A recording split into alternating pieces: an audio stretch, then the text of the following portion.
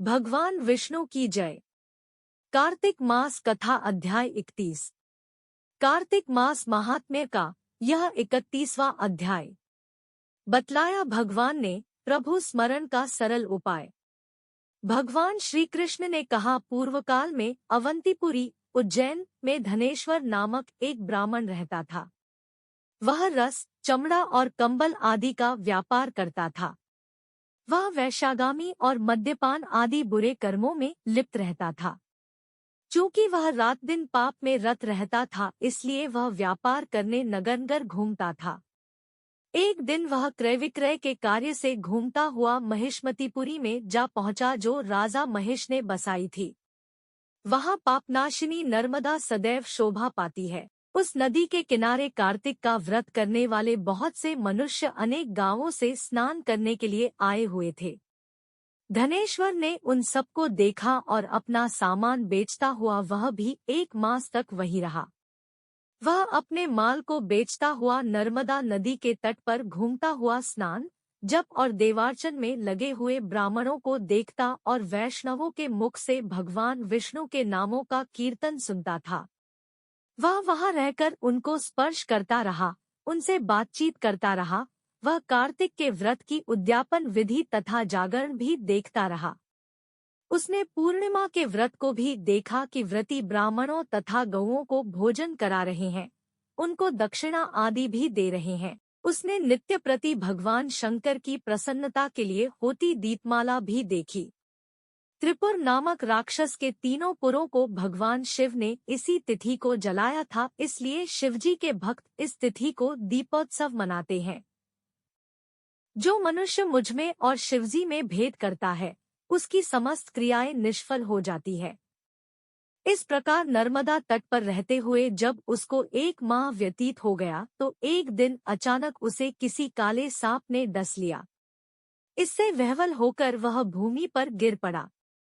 उसकी यह दशा देखकर वहां के दयालु भक्तों ने उसे चारों ओर से घेर लिया और उसके मुंह पर तुलसीदल मिश्रित जल के छींटे देने लगे। जब उसके प्राण निकल गए, तब यमदूतों ने आकर उसे बांध लिया और कोड़े बरसाते हुए उसे यमपुरी ले गए। उसे देखकर चित्रगुप्त ने यमराज से कहा, इसने बाल्यावस्था से लेकर आज तक केवल बुरे कार्य ही हैं। इसके जीवन में तो पुण्य का लेश मात्र भी दृष्टिगोचर नहीं होता। यदि मैं पूरे 1 वर्ष तक भी आपको सुनाता रहूं तो भी इसके पापों की सूची समाप्त नहीं होगी।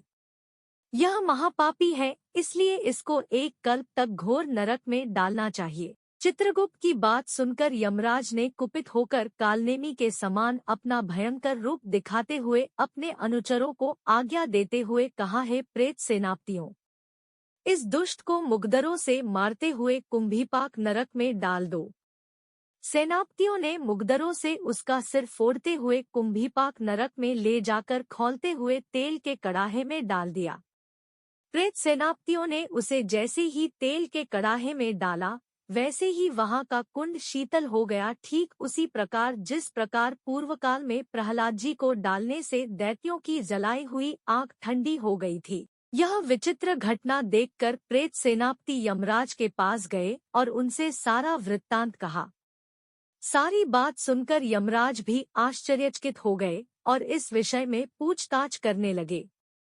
उसी समय नारद जी वहां आए और यमराज से कहने लगे, सूर्यनंदन, यह ब्राह्मण नरकों का उपभोग करने योग्य नहीं है। जो मनुष्य पुण्य कर्म करने वाले लोगों का दर्शन, स्पर्श और उनके साथ वार्तालाप करता है, वह उनके पुण्य का 6वां अंश प्राप्त कर लेता है। यह धनेश्वर तो 1 मास तक श्रीहरि के कार्तिक व्रत का अनुष्ठान करने वाले असंख्य मनुष्यों के संपर्क में रहा है। अतः यह उन सबके पुण्यांश का भागी हुआ है। इसको अनिच्छा से पुण्य प्राप्त हुआ है, इसलिए यह यक्ष की योनि में रहे और पाप भोग के रूप में सब नरक का दर्शन मात्र करके ही यम यातना से मुक्त हो जाए। भगवान श्री कृष्ण ने कहा, सत्यभामा। नारद जी के इस प्रकार कहकर चले जाने के पश्चात धनेश्वर को पुण्यात्मा समझते हुए यमराज ने दूतों को उसे नरक दिखाने की आज्ञा दी। यहाँ कार्तिक मास कथा का अध्याय 31 समाप्त हुआ। भगवान विष्णु की जय।